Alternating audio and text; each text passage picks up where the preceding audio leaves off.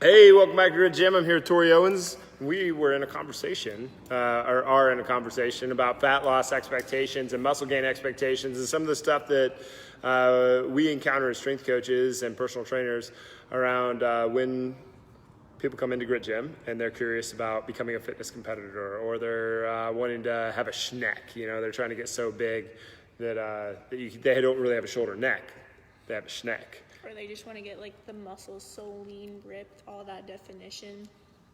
Yeah, and if you're curious about what you can do and the expectations that you have set for yourself and what you can do with your individual circumstance, go to gritgym.com/SS and get signed up for a strategy session so that we can sit down and talk with you about, you know, like not necessarily what's realistic, because that word gets really thrown around. Like I really think like it is realistic to believe in yourself. You should do that more than anybody else. But get signed up for a strategy session at gritgym.com/SS. But what's it take? What were you saying about what does a life look like for someone whose abs are just rolling and they have veins popping out of them, and you see every single striation throughout their entire body? Yeah, like the people on Instagram that they have like a 6-pack, 8-pack, and all that. I watched a video that it was about like how health is like on a spectrum. So on one end you have like the people who are completely sedentary, like don't move around at all, like just like, I don't know, I guess the best way to describe it would be like your average Joe, just like common. Yeah. And then you have like the Instagram famous people who are just like ripped and just have like zero body fat and all that. And like it just talked about like the pros and cons on both of them. So like the people who are just ripped, like they might seem healthy, but like they devote like a crazy amount of time like in the gym, their nutrition, and basically that just becomes your life. Like they're probably putting in 10 hours a day just into their body. And I don't mean like if the rest of us are spending 90 minutes a day with our food, 1 hour a day with our workout, that's 2 hours and 2 hours and 30 minutes. Whereas these people are putting in like quite a bit more than that. Like 5 times that amount every single day to be able to look the way that they do. And that's not to deter anybody from trying to do that. Just realize what you're stepping into. Yeah, it's completely possible if you want to do it. It's just like, it's going to take a lot of work. It's not coming into the gym like 2 times like yep, I'm good, or like just saying like, oh, I have like a healthy diet, like I eat clean. I eat all my veggies and stuff like that. Like those people that are like that, like they count, like it's pretty precise. They have meal plans. They're like, I'm going to eat this at this time, this time, this time. And like for a lot of us, that's just not sustainable. And they know what they're going to do in June. Yeah. Like they know the macronutrient count that they're going to intake in July. And they have to plan all that out so that they can segment out their year so that they can look a certain way when they get to their shoot. It's not something that they're just putting up to chance. They just didn't have that genetically. And anybody that comes in here, we see this pretty often, is that people come in here and they say, I want to be a fitness competitor. It's like, well, realize what you're stepping into, because the amount of work, the expectation of work that you have to put in to look that way is not even. It's an astronomical amount of work compared to what you're expecting. Right, and there's a lot of trade-offs. Like you have to, like the going out to a bar or you don't like get to do that. going to a restaurant and eat. Like don't you get don't to do that. that. Yeah, you also don't get to eat like I've been there. I was just telling you this. Like I've been there where my veins are popping out of my like I'm like 4.5% body fat, and like you see all the striations in my muscles and everything. And you know it's fine or whatever. That's what I wanted to do at the time. We're not talking about not doing that thing. If you want that thing, you do everything that you can to get there.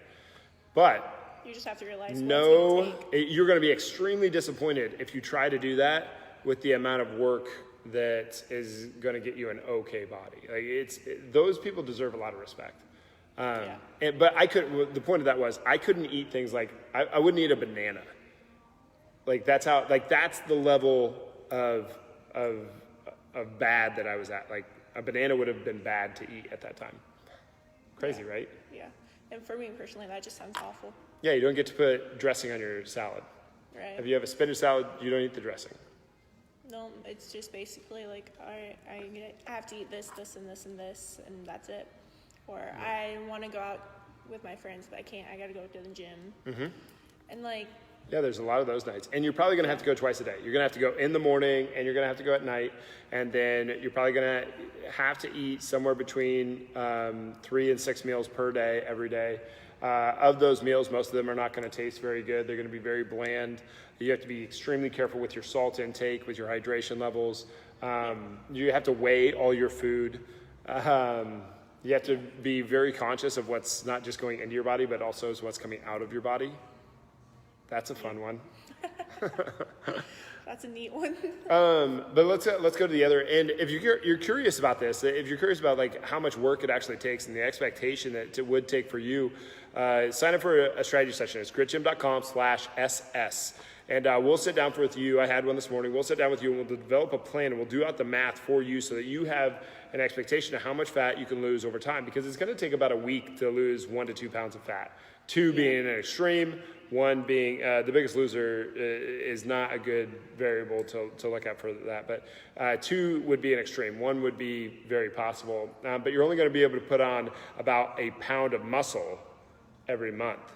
So if you want to be one of these people, realize what this takes. You have to do the math out, because you might have to gain 50 pounds of muscle. Do the math on that. You need 50 months. Yeah. Crazy stuff. Yeah. And like with all of this, it's more about like just creating stuff that works for you. There's no like secret meal plan, diet, or anything that's going to get you results. No. More about like finding things that work for you. Mm-hmm. Some people like they are very successful at just eating like more of a high protein diet, whereas some other people like it's not going to work. That would be terrible. Yeah, like a high protein diet works pretty well for me, but I was still eating carbohydrates within that. If you went full keto on me, where it's just fat and protein, I'd probably be able to hold it up. But like someone like Rachel sitting right behind the camera right now, that would be terrible for her. Right. You know, it just wouldn't work out very well. She does would do a lot better on a higher carb diet. So it depends on the person. Right. Okay, so what about the other end of the extreme, where the extreme obese sedentary person that doesn't do any activity? What are some of the sacrifices that they're giving up? Well, like with being obese and all that, like walking up a flight of stairs is challenging. Walking to your car, like you get out of breath, and like just not being able. You would get out of breath even if you were in good shape. Like it's a lot to carry. If you have 200 pounds of extra carrying around, you're like, if I had to put on a 200-pound vest right now and walk around, I'd get pretty tired pretty quick too. Yeah. It's a funny thing in today's world, where some demographics are like, no, it's okay to be obese. It's fine. It's like, no, that's a ridiculous thing to try to convince yourself of. No, just like being obese, like you're just more prone or more at high risk for all those chronic diseases. So like heart disease, diabetes, and all these things that just take over your life. Mm-hmm. Yeah, and like if you're looking at that, it's the people around that person that are going to suffer the worst. Right. You know, my mom has always been extremely health conscious. My dad is not extremely health conscious. It's her that is going to suffer, that is suffering now, because he can't do all the stuff that she wants to do. You know, it's her that's going to suffer when she has to take care of him for not taking care of his body for the last 50 years. Right, you know, it's his kids, it's his siblings, it's all the people around him. So it's an extremely selfish act to not take care of your health. Yeah, it is. Like you said, it's not just like you. Like obviously you feel the effects, but they're just so far-reaching. Mm-hmm. Like if you do develop a heart disease, like you're gonna have to pay for that, and like medical care is like not cheap. Like no, and it just weighs a toll on your family and pretty much everyone around you. And this isn't to sound judgy. This can sound very, very judgy very, very quickly, and that's not what's going on here. The judgment thing, I think if we really added up the judgment thing, like I've done consults with hundreds of obese people. Nobody shames that person more than that person shames themselves. So I really think, and we were talking about this earlier, when we're talking with people and when we're doing this stuff and why we do the lives and why we do all these other things, it's to we're not trying to be influential in the sense of necessarily, like we want you to come into Grit Gym, no doubt about it, because this is the highest place that we can serve you. But what we're really fighting is not your pocketbook, it is not your time, it is not any objection that you can give us around price. What we're fighting, what we're almost competing with is a person's belief in themselves. So when we get a person here, like that's first. That's got to be senior to everything, is getting them to believe in themselves enough to take the chance to go for everything that we're teaching here, so that then they can get all the benefits out of it. So it can sound really judgy, but there's a point where it's like, wake up. You have to take responsibility for this, and the sooner the better. And if you can do that, and then you can take the next step of, I can take control, I can have power over my life, then that can be a really good thing. Yeah, that's a nice feeling to have, like, deciding, like, okay, I'm going to go do this, not like, oh, I can't do that. Like, for people who are more overweight, like, deciding, like, oh, I want to go play with my kid, but I can't, like, my knee hurts, or, like... Yeah, that would kill me. That's one of the things even now, like, I know that I trained really bad for the first maybe 15 years of training, right? My own body, the way I treated my own body. And when I was in football and wrestling, it was just like, throw your body into anything, just like, it doesn't matter. You're invincible, basically, looking back. And now I look at it, I'm like, what about if I ever did have a kid, if I do want to do stuff someday, like, am I going to have to deal with my knee? Am I going to have to deal with my shoulder? Am I going to have to deal with my back? So to me, joint health is so much more important in this than anything else. It's the longevity of your joints and your heart and your spine and your mind. Because then you can go and do all the things. But in order to have that health, you have to be a certain body fat content. Right, and it's just about living a better quality of life. Like, being able to do 100%. the things that you want to do, and not, or like, a lot of people, it's like having the confidence to wear that shirt or to wear the pair of pants. Yeah, I know. It can be a very big deal for people. One time, this lady, and this just floored me in the moment, and some people watching this might think, that this isn't as big a deal, but at the time it had never really occurred to me, because I haven't had a weight issue like this lady had. And what she said was, she came in, I was like, so what do you want to do? What do you want fitness? What do you want this to do for you? And she goes, you know what I really want? I want to go into a regular clothing store and try on regular clothes. And I was like, whoa, talk about something that I've never had to deal with. Like that blew through me. That was really powerful. But like, think of that, like, you can't go to a normal clothing store and try on regular clothes. Like, that sucks. So like, let's, and to me, like, after I got over the initial, like, holy shit, I was like, let's get to work, let's do this. Sometimes it is hard to put into perspective. Like I work out consistently, and to me it's like not a big deal, but for someone else it's like a big deal. They're like so happy about it, and like, that's awesome. Like, they're making the changes that they need to do to live the life that they want to live. Like, think of being 50 years old. You've never walked into a gym. You never played a sport. You never, you never had a coach. You're paying the money. You're using the time. You're doing all this stuff, and it's like that. And you're walking into a place that you don't know. You weren't invited to the party. You don't know anybody at the party, and you don't know the theme of the party. It's going to be terrifying. Like I give a lot of props to the people who come in here overweight. It's just like, wow, like, massive courage. To walk in here, you had to face a lot of fears to do that. It's a powerful thing. Really cool. Just walking into a new space and just being vulnerable. Yeah. For a lot of people, like, they've never like, done anything like this. And it's probably almost zero people are even thinking about that person. They're just doing their own thing. But in that person's mind, every eye is on them and judging them, which is really sad. But it's probably just the accurate thing.